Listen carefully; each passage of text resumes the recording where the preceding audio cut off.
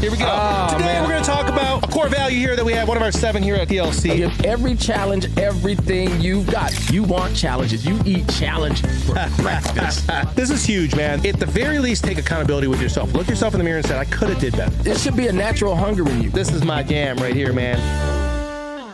All right, core value of the day today is passion is our fuel. Man, we've been talking about energy the whole time. Wow. Shoot, it was like it was meant to be. Passion is our fuel. Let passion set the pace. Pay attention to what tasks or ideas really get you curious or motivated.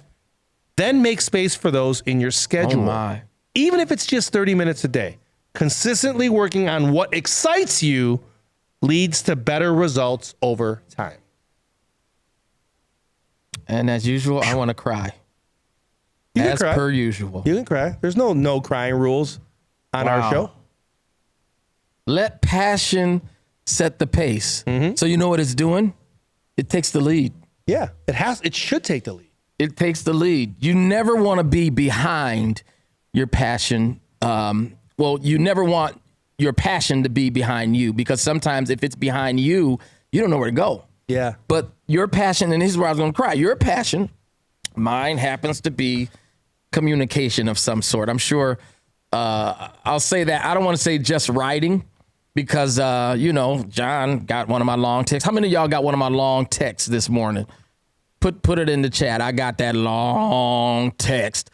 A passion of mine is writing, communication, because not only do I like to write, I like to talk. And so I'm finding that people are blessed. Can I talk about me for a minute, y'all? Now, this is what y'all taught me. I'm going to give you permission. Go ahead. Of course you can. I'm finding that people are blessed with some things that I have to say. And so I'm letting that take the lead, right? Right now, yes, I have a book out, 40 Biblical Truths for Your Life's Test, right? But right now I'm working on my second book on me and Another's love relationship. Look at you wrapped go. around understanding. And it's like all I want to talk about. It keeps coming up in conversations. And the more I do it, the more I get pieces added to help me get this out. I got a little podcast, microphone now, I got a hard drive.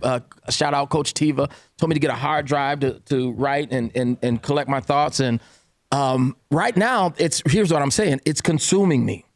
I want to do it so bad that it's all I want to do. Now, do I wake up and go to work at Total Life Changes? Yes. Am I still involved in my wife and my son's life? Yes. But it leads me in that if I stay focused on that, if I let that lead me, then that blesses everybody around me.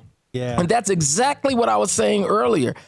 Your teams, your families will rise and fall on your energy. When you lose sight of the passion, when it's not, you got to go find it. Where did it go? Why did you lag behind it so far? Stay close to what you're passionate about and grab hold to it and let it. I get the picture of, like a Roadrunner and Wile E. Coyote. If here's what Wile E. Coyote never understood. Most times he's just as fast as the Roadrunner, because he's running right with him until beep, beep, he kicks that second wind. But here's the thing. When you're leading people and when people are watch this, lacking energy and lacking passion, they can grab hold of you and run into their own. Yeah. But when you stop running, it really affects. When you stop dreaming, it really affects. When you stop chasing, it really does affect everybody that surrounds you and everybody you're connected to. So this is why I come to work. We seem you feel like I can feel some passion here. Where did I get that? Here. Now, did I? Thank you. Yep, you got it here because there's say. passionate people here, and it's hard not to be passionate here about life. Let's just start with that. Yeah. But it's also hard to not let that rub off on you, and I guess decide that it's okay to be passionate about some things and to go overboard with them sometimes, right? Yep. Which is what you're talking about, and you almost feel guilty sometimes, like because you're so passionate about that stuff. But everything you just said is great. It's not like it's some sort of vice that's hurting anybody or hurting you, right? So what's wrong with that? Like nothing. I don't see anything wrong with it. And who taught me that? You guys taught me that. We taught each other, Because again, everybody has, that's what's great about when you're surrounded by a great community, a passionate community. Let's just be real. I'm gonna be honest. Like, I don't wake up every single day like overly enthusiastic and just jump out of bed and smiling in my kitchen while I'm making my coffee. And like sometimes like I don't wake up like as passionate as usual, right? But when you're going to a destination here, right, like here in this building, and there's a bunch of passionate people here, it's really hard for that not to rub off on you, right? 99 people that are passionate, one person that's kind of like not feeling it today, the 99 are going to affect the one. The one is not going to affect the 99. Okay? The one might affect one or two, but not the 99. You just preached. So let me get to my part here. Okay? It's good already. I'm gonna relate this to something that maybe some of you guys do. I recently, I've been through some stuff, right? I don't know. This is strange. I don't know if I've ever told you this, and we've had some deep conversations, me and you. So, it's coming up on the anniversary, 3-year anniversary, of a health scare that I had, and me and you talked about it. I mean, you prayed about it a lot, actually. And, during this process, to kind of, I guess, speed up the story a little bit, they found a tumor in my left eye. The tumor, I did find a specialist who was able to treat the tumor, but not without destroying the vision in my left eye. So I have very minimal vision in my left eye. I'm definitely legally blind by far. But it really changed me and helped me. I'm like, it was the worst thing and the best thing that ever happened to me. And, for those of you that have been through something like that, you know what I mean. And if you haven't, you're like, that sounds a little crazy. But for those of you that have been through some stuff like that, like that was the worst thing and the best thing that has ever happened to me, right? Especially with my relationships with God. But it's crazy. Some of the things that I'm like, during those times when I was struggling and I didn't really know what the future was going to hold for me, I was like, man, like here's some things I want to do. And I got to start doing, right? But one thing, when I lost my vision, one thing, I don't know why, I kind of used to golf when I was younger. And for about, I'd say 6 or 8 years, I just stopped. Okay. We were busy. We were building a business. The community was growing. Like there just wasn't any time for it. And, my kids were still in youth sports, just everything you can imagine. Right. It was like, it wasn't conducive to golfing. Right. And I remember I used to like golfing. Now, for some reason, I'm like, all right, you know what? I want to see, like, I just want to prove that I can golf with one eye. Like, right? Like, I wonder if I can hit the ball still with just one eye, right? And so one day I went to the driving range. This was early last year, okay, like April of last year. And I was like, wow, this is better than I thought it would be, So anyway, make long story short, I went a couple more times. I'm like, you know what? I think I'm ready to play, And so I started playing with a couple of friends of mine and stuff like that, right? Then as the year progressed, here's kind of what happened. And I'm coming back to the passion part, I promise you. Here's what happened during this process. I started inviting my nephews. Okay, they're 12 and 17. I invite my daughter's boyfriends who are 25 and 27. Okay. And what I started to realize during these times was I love golfing with my brother and with my friends, right? But there's something about golfing with younger men, boys specifically, and being able to spend that 3 to 4 hours of mentoring time with them and talking about life and life's lessons and maybe even some of the rules of the game, why they're there, right? Like respect and gratitude and nature and like, and during the times when, maybe we're waiting for someone else to finish so we can shoot, like you're just talking about life and you're talking about, hey, here's what I've learned so far in life and here's what you got to watch out for, but here's some other things you should like not be worried about, right? And here's some, some things you should do when you're young and here's some things that you don't want to do when you're old, so you got to do them when you're young. And just, I realized like, wow, it's not golf I'm passionate about. I got some passion there. It's pretty cool. I hit a good shot, but the game will humble you. You hit some really bad ones. Right? Like, and you're like, whoa, okay, that was embarrassing. Right? So like, it's not that. Something else is bringing you there, right? Like if you're like me, you hit 90 shots during a round and like 40 of them are like really terrible. Yeah. And you're like, so what brings you back? Something else is bringing you back. So for me, it's like, oh my gosh, like if I can create this scenario where I spend time with the young people in my life and I can just share with them, hey, here's some things like that you need to know. Because when I was 30, and when I was 40, and when I was 50, which I am now, I used to always say to myself, like, man, if I would have known at 20 what I knew at 30, my life would be different. And at 40, I said the same thing. And at 50, I said the same thing. Well, at one point in my life, I'm like, hey, you know what? How come the 40-year-olds never tell the 20-year-olds? Yeah. I'm going to start doing that. Somebody do this for me while he's talking. Look for his dream. I remember hearing him saying he wanted to do this. It may be inside of his dream. Remember back before Dream, we said what we were dreaming about? I think this was it. Or at least I know I've heard from you that talking and mentoring the people behind you was a passion, was a dream of yours. So if God somehow worked that back into you, because it's him that put the dream in you, I think it's your dream submission. But I remember hearing you talk about this before, and to see you walk through that process, and it leads right back to your passion. 100%. Listen. Yeah. You're not going to get away from it. And, it's crazy what I'm about to say.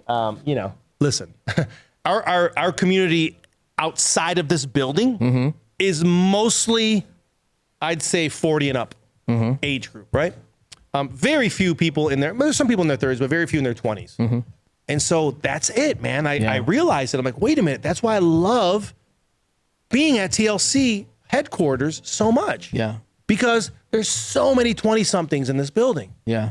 And I get a chance to say, hey, there's a better way. Or, hey, here's some things you need to watch out for. And there's something I love and enjoy about it. And so all of this culminates back to, I know that I am supposed to, in the next 10 years, do something here locally beyond what we do here in this building with younger people. Whether it's once a week or Boys and Girls Club, I don't know what it is, but I know that is pulling me because I know that I would do that for free. I know that I would do that for many hours without asking for a break. I know that I wouldn't complain about it. That's your passion, man, right? Like something that you do very easily. They don't have to pay you for it. That's passion, right? And so I'll just end with this because then I'll talk forever if I don't. This is amazing me. This is amazing me. I'll end with this. Growing up, what do they tell you? Man, you just got to find your passion. Yeah. Right? The reason why this is dangerous when someone tells you that is because you might start looking for your passion. Yep. Right? And so how do we look? Well, the way we look is like I'm looking right now at Brandon at the back of the studio, right? And so like I'm looking at him, right? Here's the problem with that. If I'm looking for my passion, I'm looking out here for it. Right. It's right here, bro. Yeah. The passion's right here. It's in your heart. It's in your soul. Right? Like what moves you? What inspires you? What gets you jumping out of bed most of the time, right? Yeah. Like that is your passion's here inside of you, man. Yep. Like what you gotta look out for those feelings and say, okay, wait a minute. This makes me feel good. Yeah. Maybe my friends don't like this, or maybe some people think I'm a nerd, or maybe like this is a little unorthodox, or maybe this is something that my family enjoys, but man, there's something about it that I really enjoy. Yeah. You gotta look for those feelings inside, not outside into the world, right? So if you can do that, man, if you can just pay attention to what you do with the least amount of effort and that you really, really enjoy, do it. Yeah. And figure out a way to do it more often. And even like it says here, even if it's just 30 minutes a day. Yeah. Do it. So for me, I get my 30 minutes here. I'll tell you guys, that's for sure. For me, that's writing. For me, that's talking. For you, that's mentoring. It's not around you. It's in you. It's in you. Your passion is in you. You were wired in your spiritual DNA. I believe that.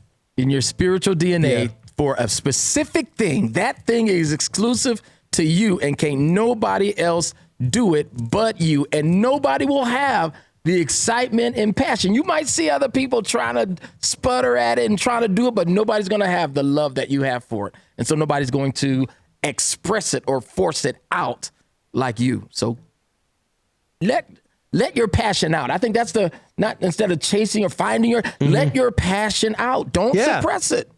Don't suppress it. It's yours. Well, can we relate it to this real quick too before we go? It's a gift. Yeah. Right. So it's really hard for me. It's like you said earlier, like, hey, can I talk about myself? I'm going to talk about myself real quick. Yeah. I have a gift. of communication and connection. Yep. Right. It took me a long time to understand that. It took me a really long time to admit that because I don't want to seem That goes back to school, right? Yeah. Right. But guess what? Like, I was being told by the people around me, hey, like, this is what you need to do. You need to go to this job and get these benefits and have this pension and don't worry about all this other stuff. That's crap. Right.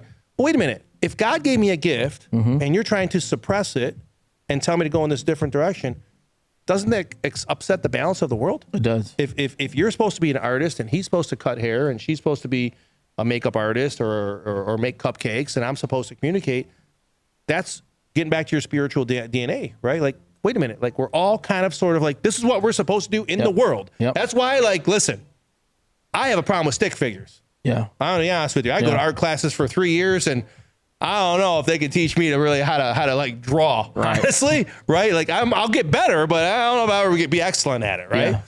That's just not my gift. Right? But man, there's somewhere in the world, there's an artist who's working in a factory. Yeah.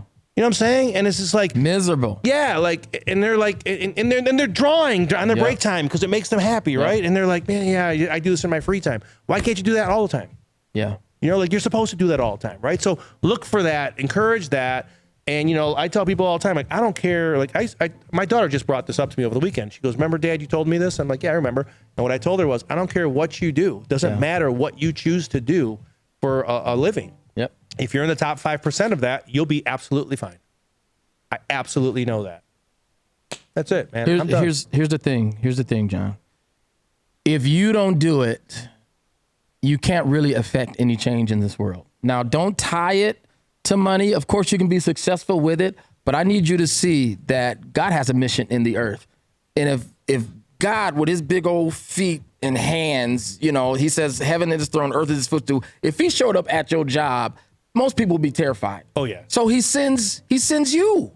He sends you in his place with your gift and your talent and your calling, right? And your anointing. He sends you to affect change in the earth. And again, there can be money attached to it, but the most beneficial thing attached is the change that you make in other people's lives. Yeah. Right? That simple conversation, that smile. You ain't even got to talk.